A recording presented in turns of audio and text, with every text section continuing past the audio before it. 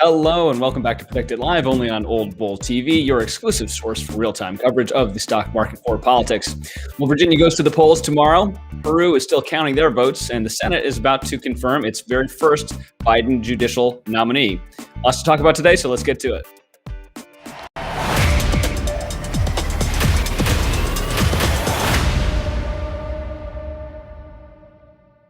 Your host, Flip Pideaux. Obligatory reminder, if you're new to PredictIt, please go collect your free $25 to get started trading at predictit.org/promo/oldbull25. And as always, if you're joining us live, please feel free to submit any questions to us in the chat window. We'll try and answer as many of those live as we can. If you're catching us on the replay, you can, of course, reach us by Twitter, where we are at Old Bull TV, and our DMs are open.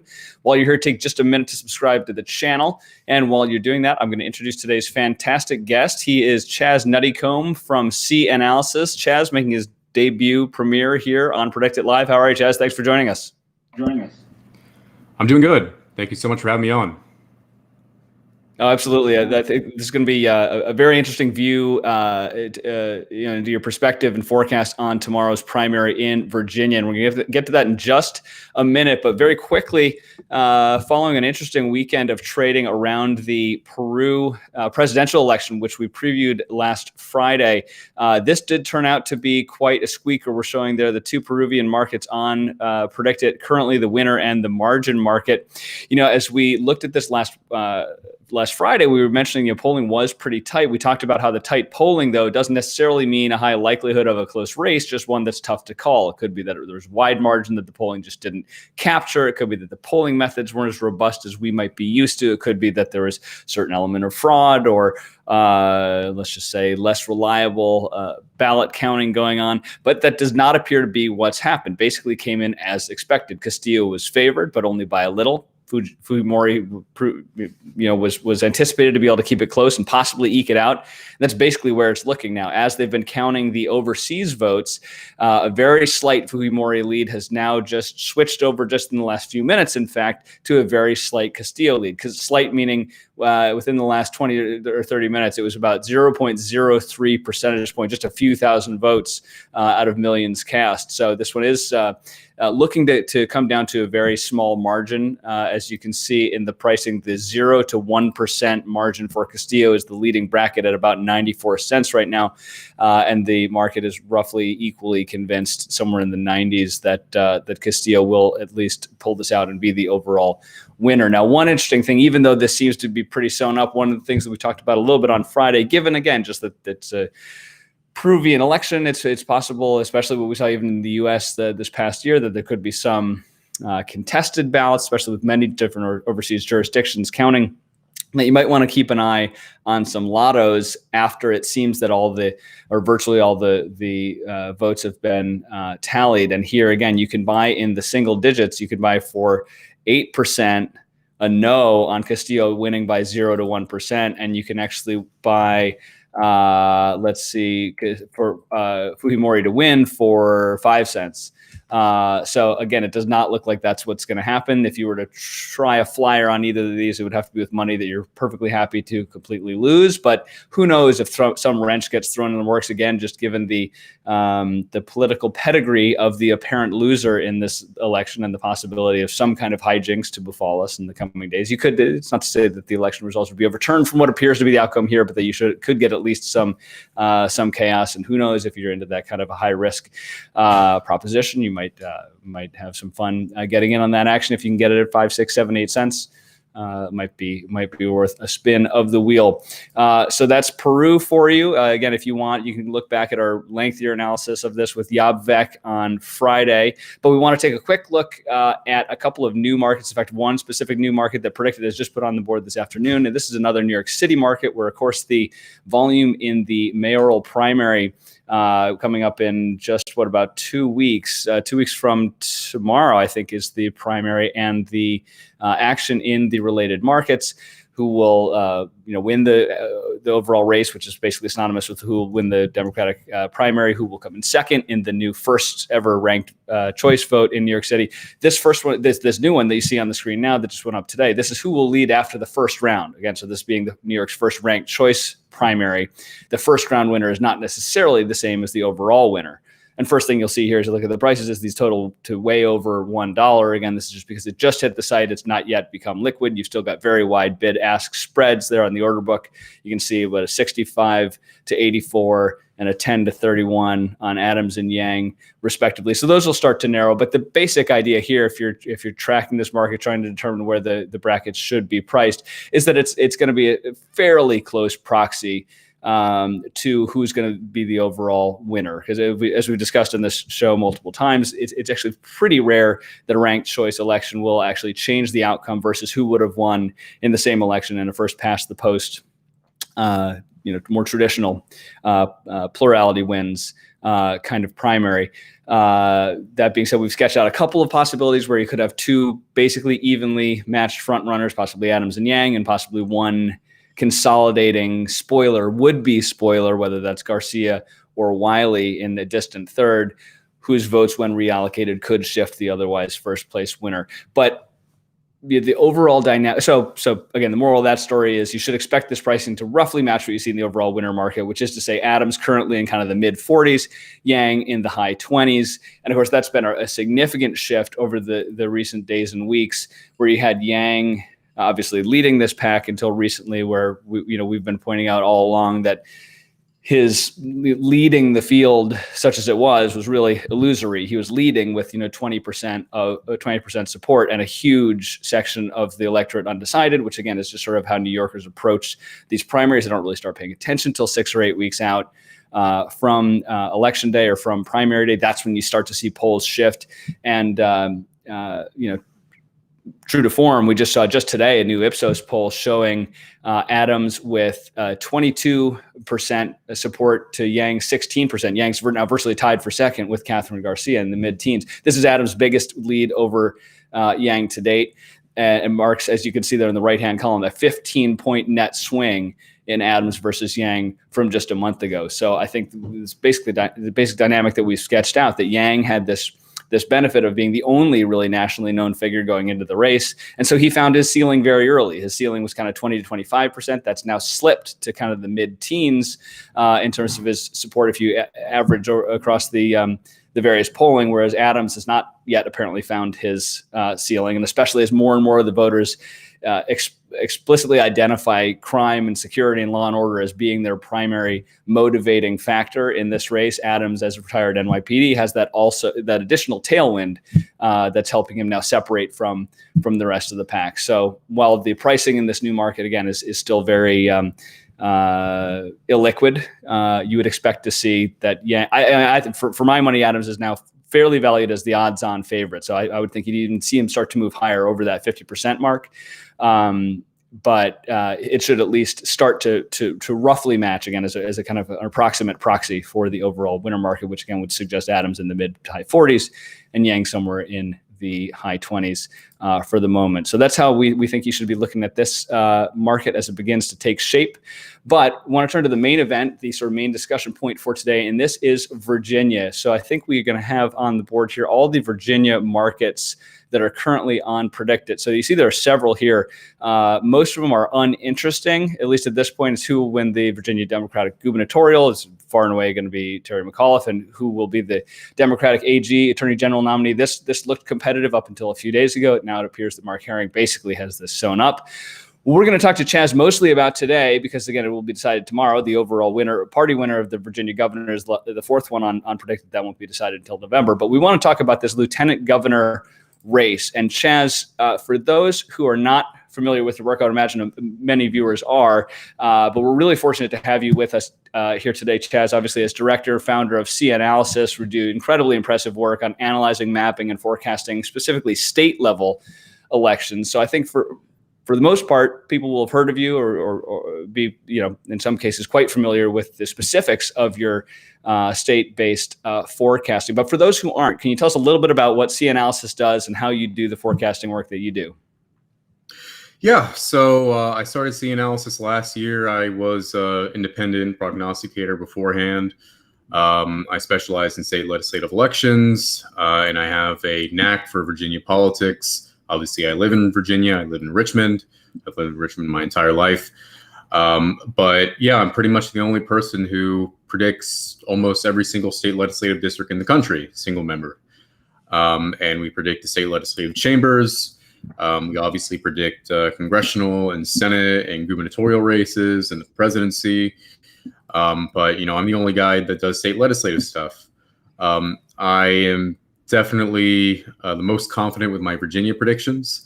2019 in the state legislative Democratic primaries, I got all of those right. I don't think I'll get all of the state legislative Democratic primaries right this time because there's more competition and a lot more uncertainty. But yeah, so with our chamber forecasts, at least for the general election, it is based off of our qualitative ratings done by myself. So that's, the classic, I guess, Larry Sabato way, or Cook Political or Inside Elections, what have you. Toss up, tilt, lean, likely, very likely, solid. Those are our ratings, and each are in our model. They are counted by the percentage for each valued rating. So toss up is 50-50, solid is like 99.5 to 0, and a lean is 70-30, etc. And so we put all those together and we put it, we find out based on running it through 500,000 simulations what the odds are for not only the actual majorities, but the odds of each, number of districts for each party, a histogram. We got that out this year. But yeah, Virginia politics, I'm very passionate about Virginia. I'm fortunate to have a lot of people I get to talk to on both sides of the aisle who give me a lot of great perspective. Yeah, very excited about this primary tomorrow. Yeah, I mean, your track record, CNalysis track record speaks for itself, obviously, and it's interesting that you say Virginia in particular is the state where you feel confident in your forecast and your analysis. So obviously you're the perfect person for us to be speaking about this today. And turning again back to this lieutenant gubernatorial race, can you tell us a little bit about the sort of general dynamics between, there's several candidates on the ballot, but between the two leading prospects here, Sam Rasool and Hala Ayala? Folks can see if we've got it on the board. We do here currently. Let's show you the price, and you can see Rasool is the odds-on favorite. But yeah. What's the general dynamic here in terms of understanding how this race is going to play out? Yeah. Well, first I want to disclose that I'm not on PredictIt. Obviously, with my position, my job, I don't think it would be a conflict of interest. So I don't really trade on PredictIt. But looking at these prices, I think Perryman is undervalued. I think there was a lot of reaction to the Roanoke College poll that came out, and I'm a little bit iffy on it. Look, I think they had 45% undecided for the LG primary in their poll, and I think that's mainly because they probably got a lot of people who are just not going to be voting in this. A lot of people don't know that there's going to be a primary. Turnout's going to drop like a rock compared to the 2017 Democratic primary when there was more than 500,000 votes for governor. I don't know what the exact number would be. We'll find out, but turnout is definitely going to be lower from 2017. So that's probably the reason why they had 45% undecided in their poll. I still see Sam Rasool as a favorite, so his pricing makes sense. I think Mark Levine is overvalued here. I don't think he's and I think the reason for that is just because of the money. But it's his own money he's using. It's his money. It's his family's money that he's using for his campaign. And it's so, even despite how much money he has in his campaign, it's so low budget in terms of its operation. So, and he's just spending on ads last minute, and he's hoping that can pull him through. Levine's going to be at the bottom of the pack here. Not the bottom, but near the bottom. I would be surprised if Levine finished ahead of McClellan. McClellan comes from Hampton Roads and has a base there. Sean Perryman is probably going to do well with African Americans, especially in Hampton Roads. I think Levine will be second to last. I'd be surprised if he placed higher. So I think he's overvalued here. I think Perryman is undervalued. I would put him at the same price as McClellan, whatever that be. I think Sam and Hala are about right. I think Sam is a slight favorite, but not a heavy favorite.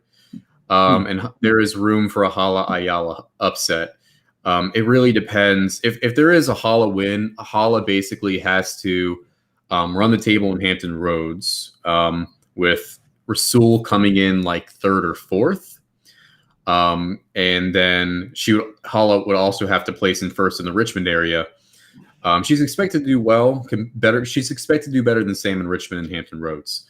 But the main thing is why Sam is the favorite here is because Sam is probably going to be dominating Western Virginia, not just Southwest, but the Valley as well, from what I understand. He's got the Washington Post endorsement, so he's probably going to place first in every single Northern Virginia county except maybe Prince William, which is where Hala Ayala hails from. But yeah, the LG primary is going to be the most interesting for the statewide stuff. Personally, I think the most interesting primaries are going to be the House delegate stuff. But obviously, there aren't. I didn't see any markets for that.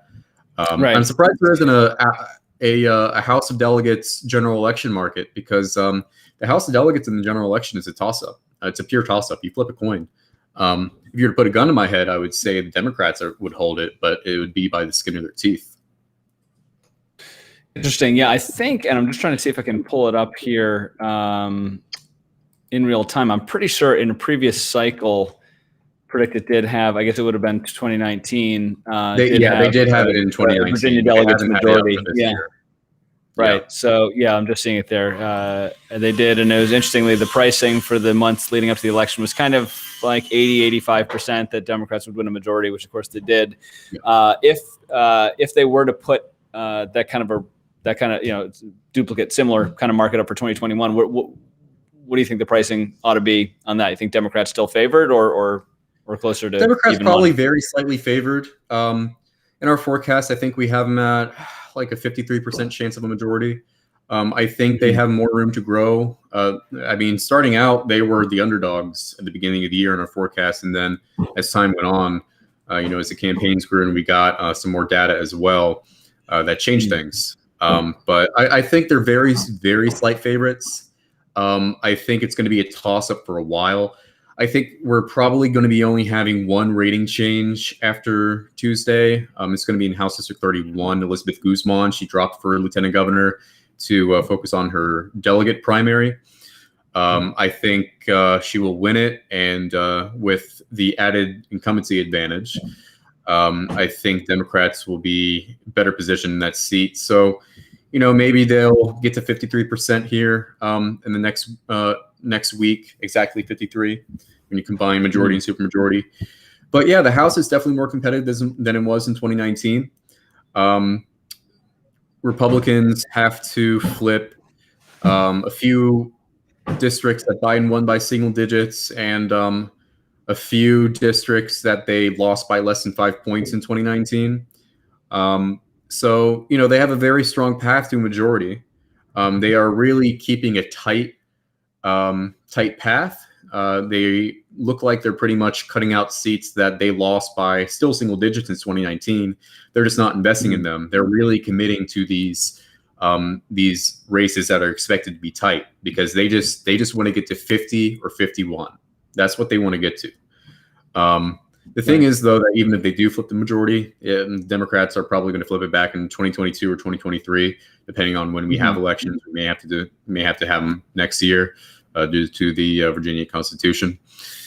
Because of redistricting, 3/4 of the chamber are Republican gerrymanders, and obviously, the map is 10 years old now, and obviously, rural areas are overrepresented compared to what the actual population is today. So redistricting is going to benefit Democrats pretty significantly, unless there's a off chance that the map gets punted to the Supreme Court or the Virginia Supreme Court, and the Virginia Supreme Court decides to gerrymander. They may or may not. We don't know. Or the commission draws a map that is more favorable to Republicans than it should be. But I think they'll undo some gerrymanders, and with the population growth, it should help Democrats next time go around. So let's go back, if we could, just for a sec to the lieutenant governor market again. And it was interesting, a couple of things I noticed you're saying. One, that if I heard correctly, that even Perryman you think may be undervalued here. Of course, he's valued at 1 cent, so it's, I guess, not too hard to be undervalued at that that price. But it sort of gives a little more context to this idea that this race may be more uncertain than the market is really kind of appreciating. It's sort of, it's an undercard race to begin with. It's a statewide race, so it's not as though it's overlooked. But it's somewhat less aggressively polled, and in the polling that there is, of course, as you mentioned, you've got this huge undecided block of depending if you look at Roanoke or Christopher Newport, it's either 45 or 64% on the last two polls that I can see here, undecided. And so Rasul, the front runner candidate, gets 11% support in one and 12% support in the other. So do you, and so two questions, I guess. One, do you anticipate a significantly high likelihood that we just don't have a good handle on how this race is likely to pan out? And two, you were mentioning the areas where Ayala would need to outperform in order to be able to win the upset here. And Hampton Roads and Roanoke or Richmond were among the two that you mentioned. Richmond and Hampton Roads. Roanoke. That's its own town. So I guess that in of itself has two sub questions. One is, can we expect certain areas to report more quickly than others? And two, if some of those areas are these key Ayala regions, what kind of numbers? You said she's expected to do better in those regions anyway, but by what kind of margin would you take the hint that, oh, hey, look, Hampton Roads is coming in and it's 60-40 or 65-35? What kind of numbers would sort of perk you up to say, okay, Ayala is really going to make a go of this and she could take it away from Rasul? It's hard to say. It's really hard to say because we don't know exactly how well Andrea McClellan, she's a councilwoman from Norfolk, will do in Hampton Roads. I think she'll do decently well with white voters in Hampton Roads. I think she may struggle with black voters. And then we don't know how well Sean Perryman is going to be doing with black voters in Hampton Roads. He's got a lot of endorsements there.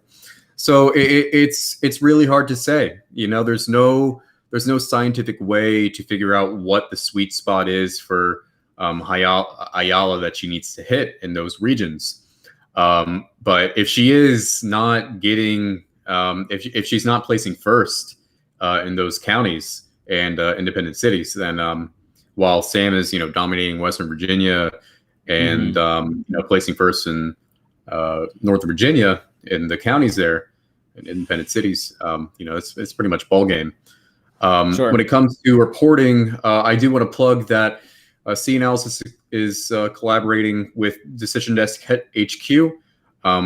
We have built a map, Cynic 9, who's at CNalysis, our interactive map maker. He has built a great interactive, very detailed, highly recommend it. It'll show precincts, it'll show absentee, it'll show the county and independent city total. And so you'll be able to see what is reporting from where and what part of each locality. So we're going to be running the table on the competition.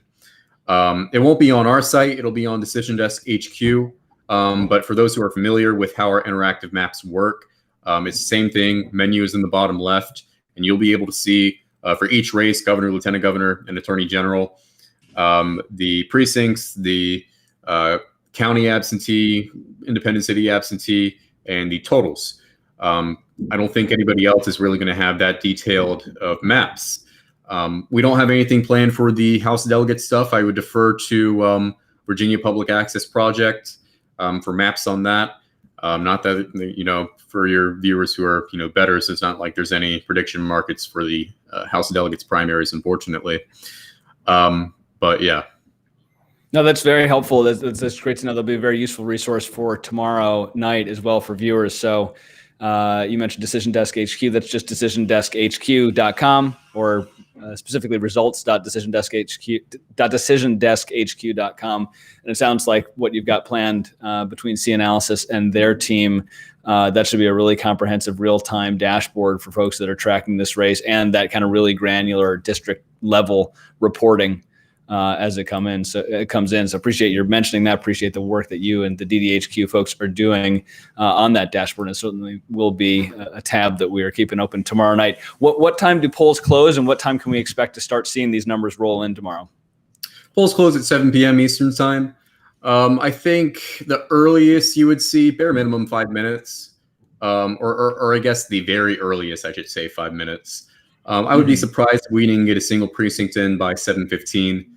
I think we should have a few precincts coming in by then. So within the first 5 to 15 minutes, that's when you should be seeing results.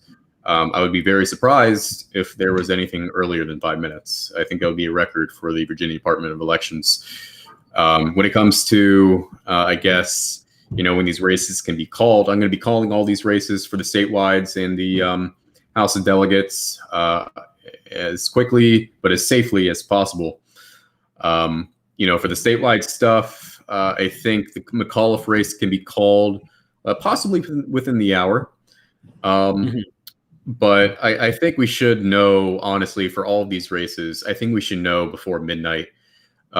Besides maybe Lieutenant Governor, if between Ayala and Rasul, it's close and we have to wait on the later votes that come in the following day or so for the absentees and mail-ins. They're postmarked by then. But yeah, for Attorney General and Governor, we should know the night of before midnight. And I really do think we will know Lieutenant Governor as well. And I do want to plug in as well. We are going to be having a poll. There's been obviously no general election polling conducted for any of these statewide races, unfortunately. Thankfully, we raised the money to get a poll to come out. If we do know who the nominees are on Tuesday night or early Wednesday morning, we should be able to have a poll publicly released. We're collaborating with JMC Analytics. That poll should be coming out on Saturday. And that will be for Governor, Lieutenant Governor, Attorney General, as well as the House generic ballot, and a few other questions as well: Biden approval, Northam approval, 2020 general election vote for president. So very excited about that. But yeah. That's great. And can people support your efforts to do that? I saw a donate button on the CNalysis site there. Are people able to contribute to those? We set up a GoFundMe for it. So we already raised some money for the whole stuff. So if anybody wants to contribute to CNalysis, that goes directly to us and our team, who are all around college age for the most part. Some of us are graduated, some are still in school, or just somewhere around that age. So yeah, if y'all want to help our work, we know we've been obviously, especially this week, we've been hard at work with working on the primaries. You can go to donate on the top right on CNalysis.com and chip in. We greatly appreciate it. I also want to plug in our Substack. You can click on subscribe on the site. If you want to figure out if you're a grassroots donor and you care about state legislative elections, especially for the Virginia House of Delegates stuff, we have a model that we have done to help people figure out where they're going to get the best, quote, bang for their buck for the Virginia House of Delegates elections, based on our ratings, based on campaign finance data, based on tipping point stuff, based on the margin of victory. We have a model, and you can subscribe for $5 a month or $50 a year. The model is very simple and tailored to the Virginia House of Delegates right now. And then next year, it'll be on a national scale. I saw a lot of money get burned last year, not just in state legislative elections, but federal as well. State legislative elections are cheap. So for anyone who likes to donate to candidates but wants to make sure that they they're spending their money wisely, definitely recommend our Substack.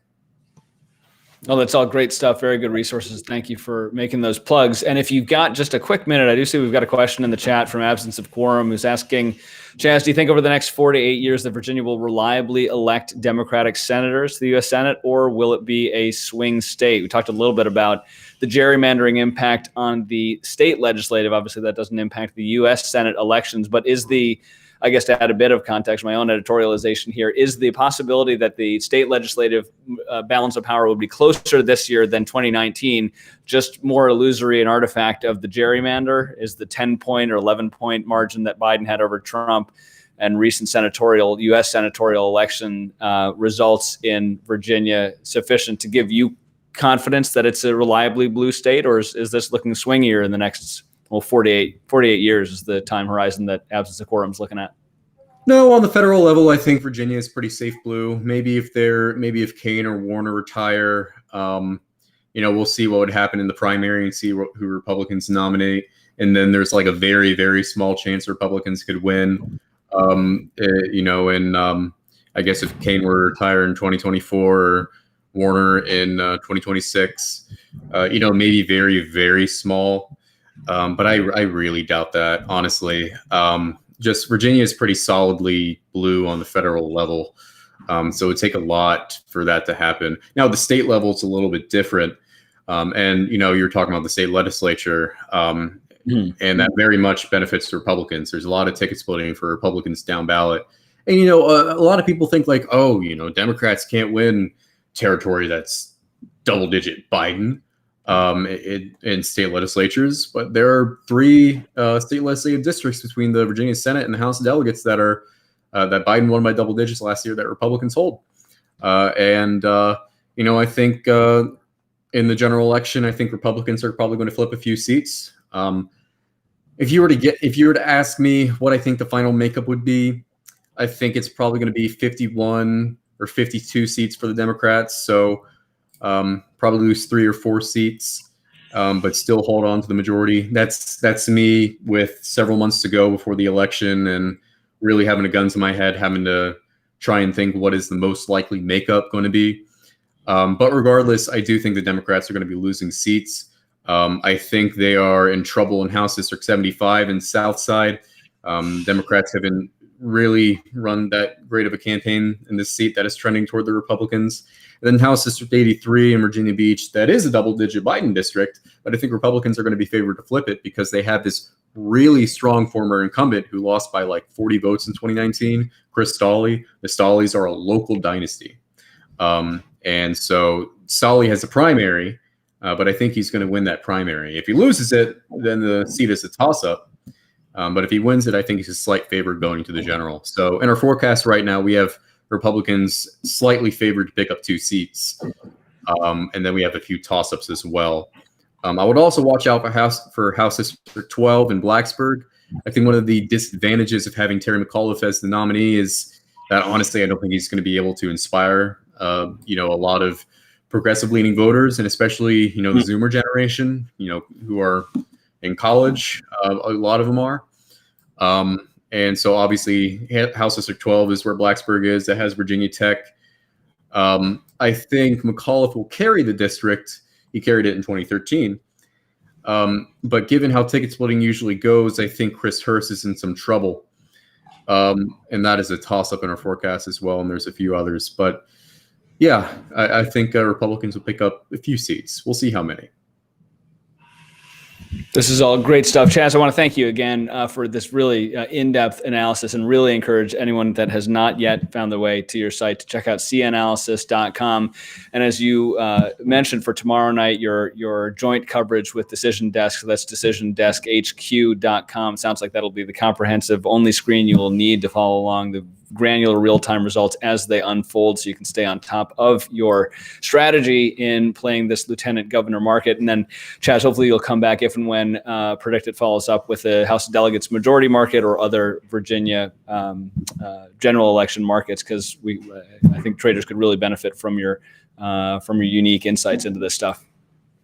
Yeah, thank you so much. And I would also say that in addition to the map, which I highly recommend, it's going to be the best source for not just, traders, but, nerds in general who like election results, to follow tomorrow night for the statewide stuff. And again, Virginia Public Access Project for those who care about the House of Delegates primaries, such as myself. But what I'm probably going to be doing is I'm going to host, there's this new feature on Twitter called Twitter Space, and it's only accessible on mobile.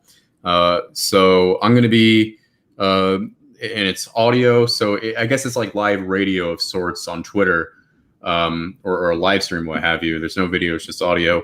And so I'll have a few other guests who I greatly respect, and I have a knack for election results and Virginia as well. And we'll be discussing the results as they come in as we look through this. Not only for the statewide stuff, but probably for the House of Delegates as well.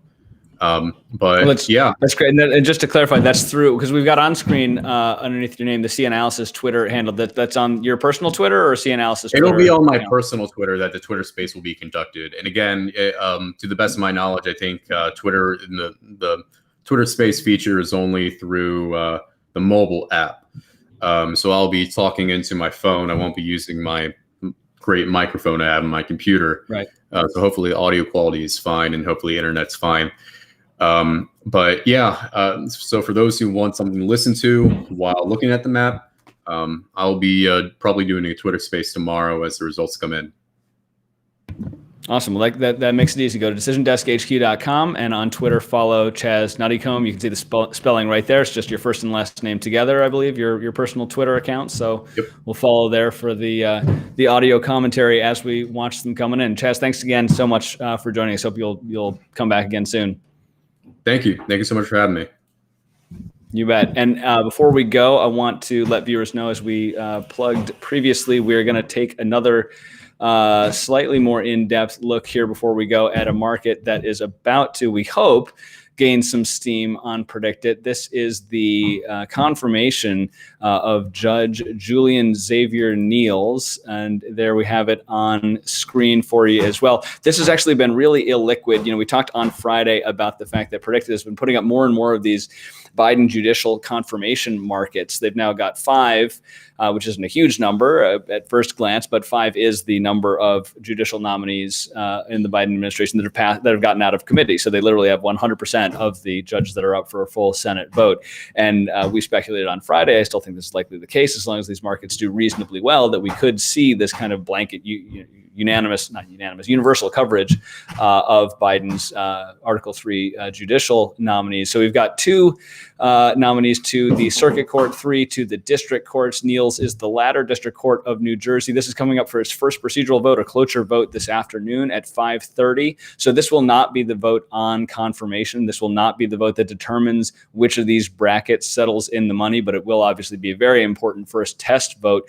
May not exactly track what the ultimate confirmation vote is, but it'll be our first glance to see how the 117th Congress, how the Senate votes on Biden judicial nomination. So we want to pay particular attention here as we're trying to approximate a whip count on Niels, but right behind him are going to be another few nominees. First of which will likely be Rodriguez, another district court nominee. And so, the fact that these are so illiquid and the pricing is so thin, the order books are so thin is perhaps not too surprising, given that this is sort of a new-ish market category. These are not super in focus household name judges. These are not Supreme Court nominees. In these cases, Rodriguez and Niels, these are not even circuit court nominees. So they are, federal benches. These are important positions. They are Senate confirmable, but they're ones that the general kind of universal traders here may not have as good a handle on. So we wanted to give you a little bit of a sense of how to think about these confirmation votes and show you a couple of slides that we put up last Friday when we started looking at this in terms of the overall partisanship of these confirmation votes on district judges and circuit court judges. Now, the circuit court judges being a higher so a more significant appointment, those do tend to be somewhat more partisan, less bipartisan in terms of the yays and nays, not quite as contentious as Supreme Court nominees, but kind of the next best thing in terms of how contentious they are. The district court tends to be a little bit more of the rank and file federal judges. And so at least until the last year of the Trump administration, you had relatively broad bipartisan consensus. You can see there in the chart that we've got under the district column by 2020, though, that had slid to under 70 votes on average that the judges that got full Senate votes were receiving. And in the circuit court, it descended into total raw partisanship, party line votes by Trump's final year in office. So we don't really know now in the beginning of the 117th what that's going to look like. Do we start off from where we left off at the end of the Trump administration with the same kind of party line votes, even for circuit courts or to some extent even at district court judges, or will we sort of default back to what's traditionally been a slightly more bipartisan approach to these confirmations? And the best hint we have thus far is the vote tallies that these judges, they're not all current judges, but that these nominees got coming out of committee. So the first one up, again, coming up for this test vote, the procedural vote today, Julian Niels, he actually received the fewest number of yes votes coming out of committee. It's a 22-person committee, Senate Judiciary, evenly split between 11 Democrats and 11 Republicans, and Niels received 16 votes in favor and 6 votes against. For comparison, Rodriguez received 17 to 5, and Qureshi, the third district court nominee currently before the full Senate, received 19 to 3. So he had the most support. Again, Niels first up was the closest at 16 to 6. So that means 5 of the 11 Republicans on the committee supported him. Voting against were Ted Cruz, Mike Lee, Ben Sasse, Josh Hawley, Tom Cotton, and Marsha Blackburn. So not only the most conservative members of the Judiciary Committee, but among the most conservative members of the Republican delegation in the Senate overall. So that may not map to the entire Senate, but if it were to, if that same percentage, in other words, about 45% of Republicans were to support Niels in the full Senate vote, then that would be about 22 to 23 senators, Republican senators, for a total, if all Democrats presumably vote for him, and there are no absences, then you would have 72 to 73 votes for Niels. And again, just looking at the pricing here, that would suggest somewhere between B4 and B5, which you can see are trading at 12 and 11 cents, although look to the right and you'll see you obviously can't buy them at that price because this is so illiquid, because you've got such wide bid-ask spreads as you do in these kind of low volume markets. Still, though, you can buy these 3 surrounding brackets, and if I were to try and peg it, 73 to 76 seems like maybe the one bracket with the greatest likelihood of actually pegging the number. But you can get the 3 bracket range surrounding 73 to 76 for about 66 cents if you were to just buy at the market price. So I wouldn't suggest doing that. But if you can put in bids here to get this trio for under 50, that would seem to me to be fairly attractive pricing, again, with the caveat that this is a little bit of a blind spot going in, which again is why this opportunity may exist. The market doesn't really know exactly how to price these markets yet because we haven't seen the 117th in action on Biden nominees yet.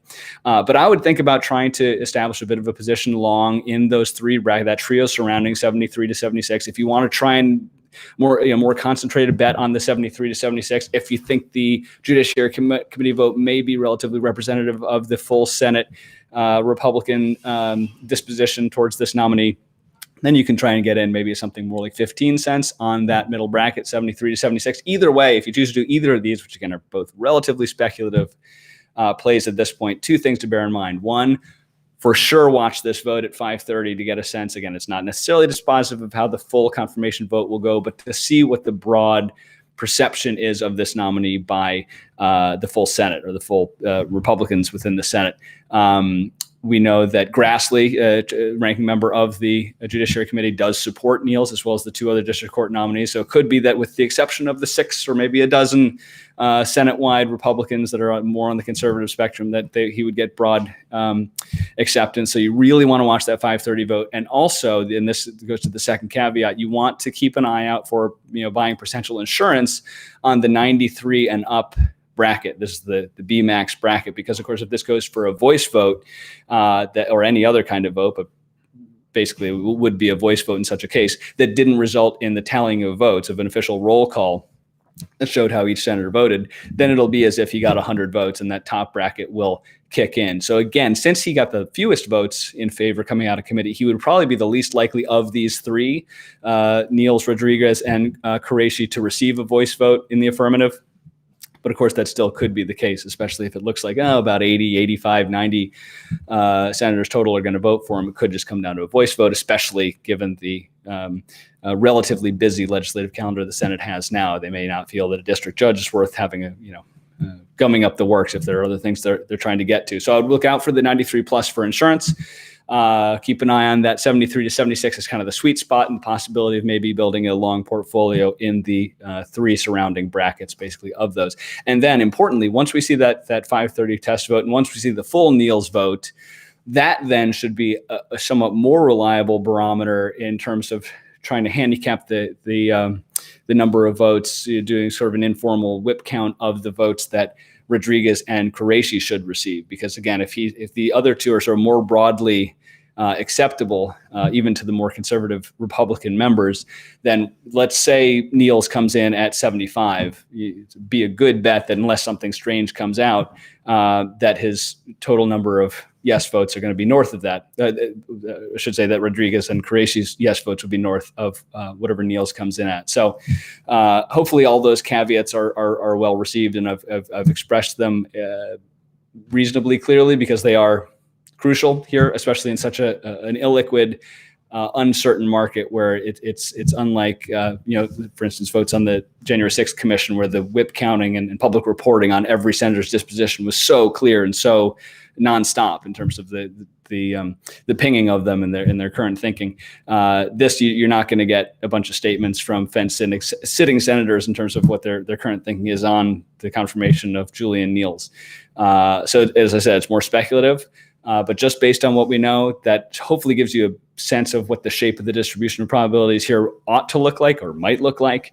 And again, we'll know a lot more at 5:30. We'll know even more after the first vote on Judge Niels. But again, this even if you don't wind up playing these markets, these first few votes, the suggestion by the pace with which these markets have been coming onto the site does suggest that this is a whip counting process for these lower court nominees that you might want to get good at, assuming that this does become an increasingly and more consistently significant part of the overall market complex on PredictIt. So that's the way we would look at these judicial votes. Chaz gave you, I think, a great rundown about how to be thinking about all the races in Virginia. Again, there's really only a couple for today, really, or tomorrow, really only one that you can play with interesting action in that lieutenant governor market. But as soon as that one's out, as soon as we get these nominees, again, as you mentioned, their coverage is going to kick into kind of a different gear looking at November. Hopefully, PredictIt will start to focus a little more on November as well in terms of Virginia, on the delegate races, and maybe even margin markets on some of the statewide races. And to the extent they do, we'll certainly be covering those markets. And hopefully we'll get Chaz back for some more analysis when we get that. And of course, going back to the other new market from today, that first place, or the first place in the first round in the New York City Democratic mayoral primary. Again, we think that's basically a proxy at this point for who will win. We think obviously the odds-on favorite at this point is Adams, and that people are starting to realize that Yang probably never should have been the front runner, is an increasingly less credible front runner. We still think that Wiley is probably a little bit undervalued compared to Garcia, but then again, time is running out with, again, just over 2 weeks. She's really got to start making a little bit more of a mark if she's going to either have a credible chance to possibly steal the nomination, or at least to be that potential spoiler that could possibly change who would have been first past the post versus who will actually win this unprecedented New York City ranked choice vote primary. So that's, I think, we've gone very long. Let's say we're about out of time. We're actually well past time, but thank you all for joining us today. Thank you again to Chaz Nuttycombe and the folks at CNalysis for all the good work they're doing and sharing their insights with us today. We will be back at 1 p.m. tomorrow. I'm sure we'll be talking more about Virginia and whatever else PredictIt puts on the board tomorrow. Actually, I do gather there might be some fairly interesting markets coming out tomorrow on PredictIt, so we're going to want to walk through those with you tomorrow live at 1 p.m. So please make sure and join us then. Again, new traders, don't forget to collect your free $25 at predictit.org/promo/oldbull25.